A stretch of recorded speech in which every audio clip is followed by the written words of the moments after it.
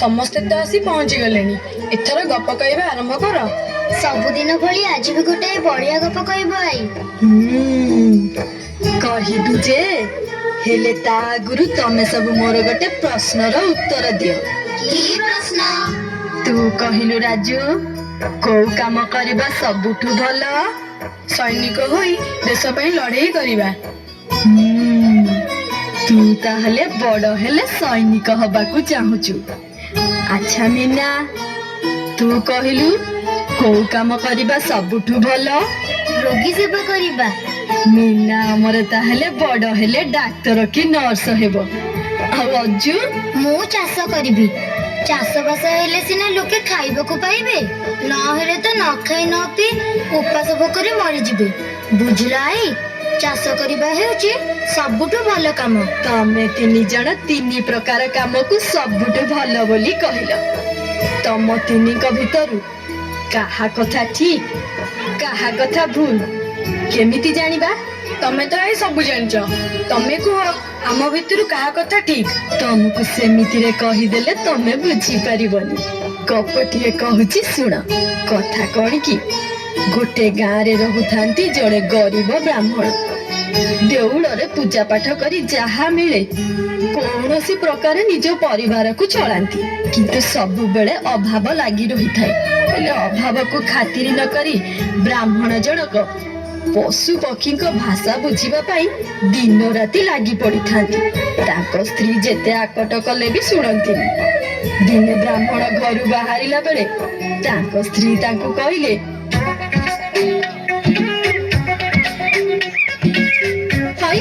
ସକାଳେ ସକାଳେ କୁଆଡେ ବାହାରିଲ?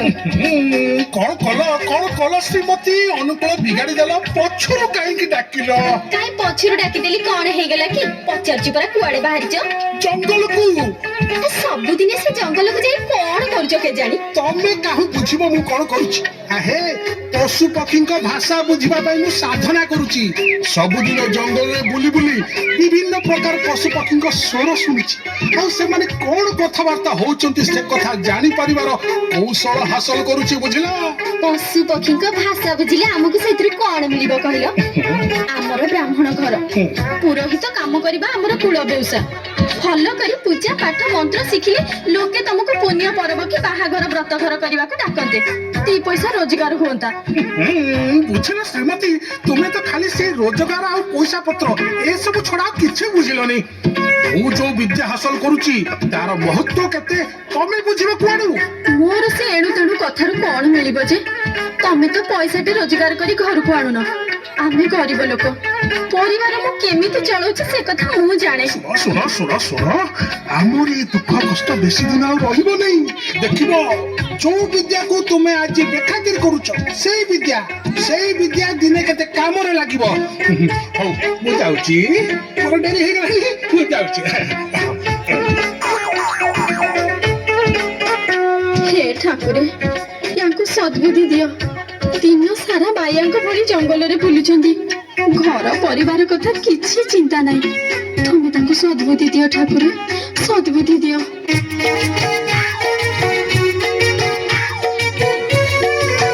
କଣ ନନା, କୁଆଡେ ଚାଲିଲ?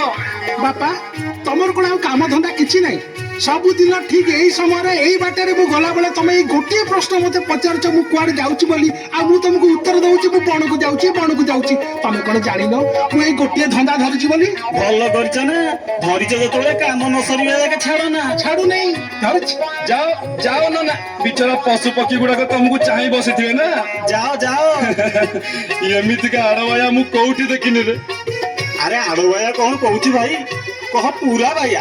ଆରେ ଭାଇ, ତମେ ତ ବ୍ରାହ୍ମଣ ଘରେ ଜନ୍ମ ହେଲ, ପୂଜା ପାଠ ବିଦ୍ୟା ନ ଶିଖି ଜଙ୍ଗଲରେ ବୁଲୁଛ କାହିଁକି? କଣ ନା, ପଶୁ ପକ୍ଷୀଙ୍କ ଭାଷା ଶିକ୍ଷାକୁ ସାଧନା କରୁଛି।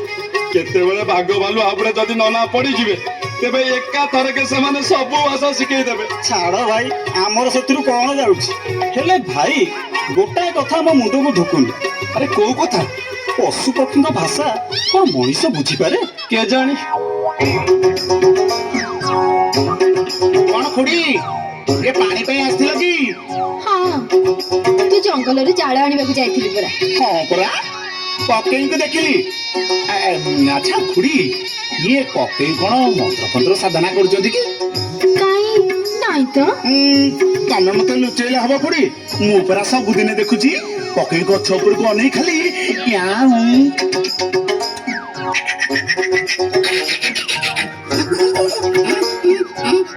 ଏମିତି ଖାଲି ହଉଛନ୍ତି। ଆରେ ନାଇଁ ସେ କଥା ନୁହଁ। ଆଉ କଣ ତାହେଲେ କକେଇ ପାଗଳ ହେଇଗଲେଣି କି?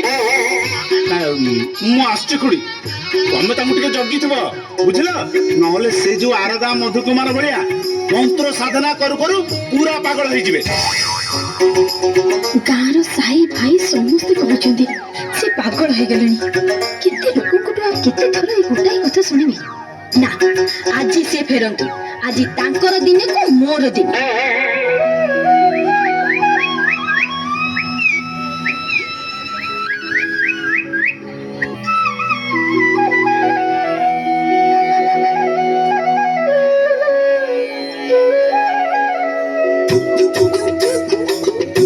ହ୍ୟାଲୋ ଶ୍ରୀମତୀ, ଇଏ ସଞ୍ଜ ନଈ ଆସିଲାଣି, ତମେ ଏମିତି ମୁହଁ ଫୁଲେଇ କାହିଁକି ବସିଛ? କଣ ହେଇଛି? ଚାଲ ଚାଲ, କଣ ଅଛି ଦିଟା ଖାଇବାକୁ ଦେଲ, ଭାରି ଭୋକ ହେଲାଣି। ଭୋକ ହେଲା ବୋଲି ବୋଧେ ଘର କଥା ମନେ ପଡିଗଲା। ନଇଲେ ରାତିରେ ବି ସେ ବଣରେ ରହିଯାଇଥାନ୍ତ। ମୁଁ ବଣକୁ ଯାଉଛି ବୋଲି ସବୁବେଳେ ତମେ ମତେ ଖୁଣ୍ଟା ଦଉଛ। ଆହେ, ପଶୁ ପକ୍ଷୀଙ୍କ ଭାଷା ଶିକ୍ଷା କରିବାକୁ ମୁଁ ତ ବଣକୁ ଯାଉଛି, ଚୋରି କରିବାକୁ ତ ଯାଉନି। ତମେ ଯୋଉଥିପାଇଁ ଯାଅ, ମୋର ସେଥିରୁ କଣ ମିଳିବ କହିଲ? ହେଲେ ଘର କେମିତି ଚଳିବ ସେ କଥା ତମେ ଚିନ୍ତା କରିବ ନା ମାଇପି ଲୋକଟେ ହେଇ ମୁଁ ଚିନ୍ତା କରିବି? ନାଇଁ ମାନେ ମୁଁ ଚିନ୍ତା କରିବି, ମାନେ କଥା କଣ କି ଶ୍ରୀମତୀ? ଆଜି ଘରେ ମୁଠାଏ ବି ଚାଉଳ ନାହିଁ। କିଛି ଗୋଟେ ଆଜି ଫଇସଲା କର। ଦେଖ ଶ୍ରୀମତୀ, ମୁଁ ଗୋଟେ ମାନେ ଉପାୟ ଚିନ୍ତା କରିଛି। କଣ? ଆମ ରାଜ୍ୟରେ ସିନା ବିଦ୍ୟାର ଆଦର ନାହିଁ, କିନ୍ତୁ ମୁଁ ଶୁଣିଛି ପଡୋଶୀ ରାଜ୍ୟର ରାଜା ବିଦ୍ୱାନ ବ୍ୟକ୍ତି ମାନଙ୍କୁ ଖୁବ ଆଦର କରନ୍ତି। ସେଥିପାଇଁ ତାଙ୍କ ରାଜସଭାରେ ବହୁ ବିଦ୍ୱାନ ପଣ୍ଡିତ ସ୍ଥାନ ପାଇଛନ୍ତି। ମୁଁ ସେଠାରେ ପହଞ୍ଚିଲେ ସେ ମତେ ନିଶ୍ଚୟ ଆଦର ସମ୍ମାନ ଜଣେଇବେ। ତମେ ତ ଗୋଟିଏ ଶ୍ଲୋକ ବି ଭଲ କରି ଶିଖିନ। ପଣ୍ଡିତଙ୍କ ପାଖରେ ତମର କି ଜ୍ଞାନ ଦେଖେଇବ? ମୁଁ ଯୋଉ ଜ୍ଞାନ ହାସଲ କରିଛି ତା ଆଉ କେହି ହାସଲ କରିନାହାନ୍ତି ଶ୍ରୀମତୀ। ମୁଁ ତ ମୋର କର୍ମ ଠିକ ରୂପେ କରିଛି। ଦେଖିବା ମୋ ଭାଗ୍ୟରେ କଣ ଅଛି। ହଉ, କାଲି ସକାଳୁ ମୁଁ ପଡୋଶୀ ରାଜ୍ୟକୁ ଯାତ୍ରା କରିବି। ଆଉ ମନ ଉଣା କରନି, ଆସ ଭିତରକୁ ଆସ। ହଉ ଚାଲ। ମୁଁ ନ ଖାଇ ତମ ପାଇଁ କାଲିର ବାସି ପଖାଳ ମୁଠାଏ ରଖିଥିଲି। ଖାଇଦେଇ ଶୀଘ୍ର ଶୋଇପଡ, କାଲି ସକାଳୁ ବାହାରିବ। ଆସ। ଚାଲ।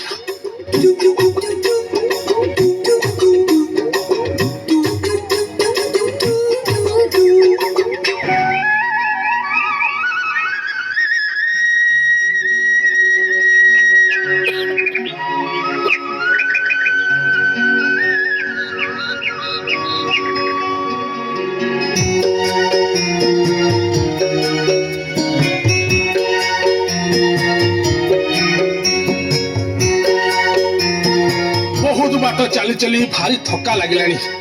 ନା, ଆଉ ଚାଲି ହବନି, ଭାରି କଷ୍ଟ ହଉଛି। ଯାଉଛି ଗଛ ମୂଳେ କିଛି ସମୟ ବିଶ୍ରାମ ନେଇଯିବି, ତାପରେ ପୁଣି ଯାତ୍ରା ଆରମ୍ଭ କରିବି। ରାଜ ଉଆସ ତ ଆଉ 2 କୋଶ ବାଟ ରହିଲା। ସନ୍ଧ୍ୟା ପୂର୍ବରୁ ହଁ ନିଶ୍ଚୟ ପହଞ୍ଚିଯିବି। ଯାଏ, ଆଗ ଟିକେ ବିଶ୍ରାମ ନେଇଯାଏ।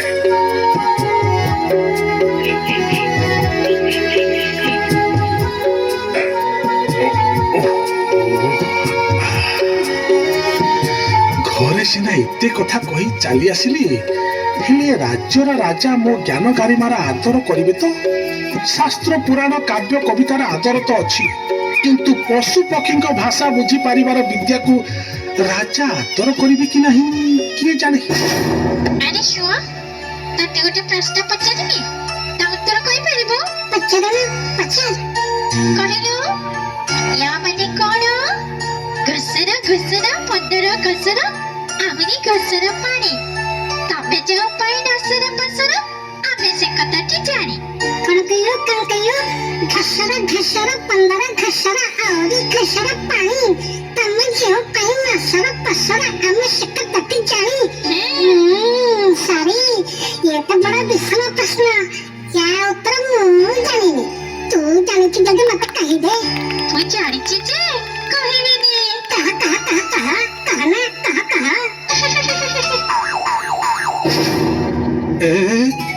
ବାସରେ ଦିଟା କଣ ଉଡିଗଲେ?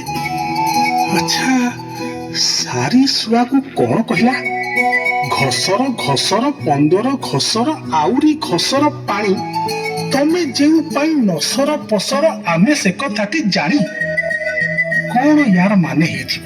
ମୁଁ ତ କିଛି ଅନୁମାନ କରିପାରୁନି। ମତେ ଯାହା ଲାଗୁଛି ଠାକୁର ବୋଧେ ମୋରି ଉପକାର ପାଇଁ ଏ ଶୁଆ ଶାରୀଙ୍କୁ ଏଇଠିକି ପଠେଇଥିଲେ। ଏ ପ୍ରଶ୍ନର ଉତ୍ତର ସେଇ ଶାରୀ ଛଡା ଆଉ କେହି କହିପାରିବେନି। ଏହି ପ୍ରଶ୍ନଟି ପଚାରି ମୁଁ ରାଜାଙ୍କ ଦରବାରରେ ଯେତେ ପଣ୍ଡିତ ଅଛନ୍ତି ସମସ୍ତଙ୍କୁ ବିଦ୍ୟାରେ ପରାସ୍ତ କରିପାରିବି। ରାଜା ନିଶ୍ଚୟ ମୋ ଉପରେ ଖୁସି ହେଇଯିବେ। ନା, ଆଉ ଡେରି କରିବିନି। ଦରବାର ଭାଙ୍ଗିବା ଆଗରୁ ମତେ ଯେ ରାଜଉଆସରେ ପହଞ୍ଚିବାକୁ ହବ। ମହାରାଜାଙ୍କର ଆଜ୍ଞା ହେଲେ ମୁଁ ମୋର କ୍ଷୁଦ୍ର ଜ୍ଞାନ ବଳରେ ସଭାସଦ ମାନଙ୍କ ମନୋରଞ୍ଜନ ନିମିତ୍ତ ଏକ କବିତା ଆବୃତ୍ତି କରିବି। ଆବୃତ୍ତି କରିବା ହେଉ। ହରଣ ବାଡିରେ ଚରଣ ପକ୍ଷୀ, କୋଉ ଚଢେଇର 3ଟା ଆଖି। ବାଃ ବାଃ ବାଃ, ଚମତ୍କାର ଚମତ୍କାର। ଏହାର ଉତ୍ତର ଦିଅନ୍ତୁ ପଣ୍ଡିତେ। ମହାରାଜ, ଏହାର ଅର୍ଥ ନଡ଼ିଆ। କଣ ମୁଁ ଠିକ କହିଲି ତ ପଣ୍ଡିତ? ପୁରାପୁରି ଠିକ, ପୁରାପୁରି ଠିକ। ଏଇ ଅବସରରେ ମୁଁ ମଧ୍ୟ 2 ଧାଡ଼ି ଏ ସଭାରେ ପେଶ କରିବାକୁ ଚାହୁଁଛି। ହଁ ହଁ, କୁହନ୍ତୁ କୁହନ୍ତୁ। ହଳଦୀ ଗୁରୁ ଗୁରୁ ରାମ ରାଉତ, ଘରେ ଭାତ ନାହିଁ ପୁଅ ବହୁତ। ହସନ୍ତୁନି ହସନ୍ତୁନି, ଏ ରାମ ରାଉତ ଆଉ କେହି ନୁହେଁ, ପଣସ। ଆପଣ ଭାବନ୍ତୁନି ଏତେ ସହଜରେ ମୁଁ ହାର ମାରିଯିବି। କହିଲେ ଦେଖି, ଇଏ ପଦଟିର ଅର୍ଥ କଣ? ସରଗ ସୂତା ଗଜ ମୁକୁତା, ଛେଚିଲେ ଅକଳ ନାହିଁରେ, ଖାଇ ଦେଉଥିଲେ ବୋହି ଯାଉଥିବ ସଂସାର ଭିତରେ ନାହିଁରେ। ଉତ୍ତର ଦିଅନ୍ତୁ ପଣ୍ଡିତେ। ପାରିବେନି, ମୁଁ ଜାଣିଛି ପାରିବେନି। ମୁଁ କହୁଛି ଶୁଣନ୍ତୁ, କୁଆ ପଥର। ମହାରାଜାଙ୍କର ଜୟ ହେଉ। ଶ୍ରୀ ସମ୍ବାଦ ଦୂତ। ମହାରାଜ, ଜଣେ ବ୍ରାହ୍ମଣ ଆପଣଙ୍କ ଦର୍ଶନ ବେଳେ ସେ ନିଜକୁ ପଶୁପକ୍ଷୀଙ୍କ ଭାଷା ବୁଝିପାରୁଥିବା ପଣ୍ଡିତ ବୋଲି କହୁଛନ୍ତି। ଅବିଳମ୍ବେ ତାଙ୍କୁ ରାଜସଭାରେ ଉପସ୍ଥିତ କର। ଯଥା ଆଜ୍ଞା ମହାରାଜ। ଏ ପଶୁ ପକ୍ଷୀଙ୍କ ଭାଷା ବୁଝିପାରୁଥିବା ପଣ୍ଡିତ, ଇଏ କି ପ୍ରକାର ପଣ୍ଡିତ କି? ଆଉ ମୁଁ ତ ମୋ କାନ ଉଠିଲା ଦିନୁ ଏମିତି ସାଧନା କଥା କେବେ ଶୁଣିନି। ନିଜକୁ ପଣ୍ଡିତ ବୋଲାଇ ଅନେକ ଦୂର ତ ଏ ରାଜ୍ୟରେ ବୁଲୁଛନ୍ତି। ହଉ, ଆଗ ସେ ଆସନ୍ତୁ। ପଣ୍ଡିତ ସଭାରେ ବଳେ ପ୍ରମାଣିତ ହେଇଯିବନି ଯେ ସତରେ ପଣ୍ଡିତ କି ଧୂର୍ତ୍ତ। ଆସିଲେଣି ଆସିଲେଣି। ମହାରାଜାଙ୍କର ଜୟ ହେଉ। ଆସନ୍ତୁ ଆସନ୍ତୁ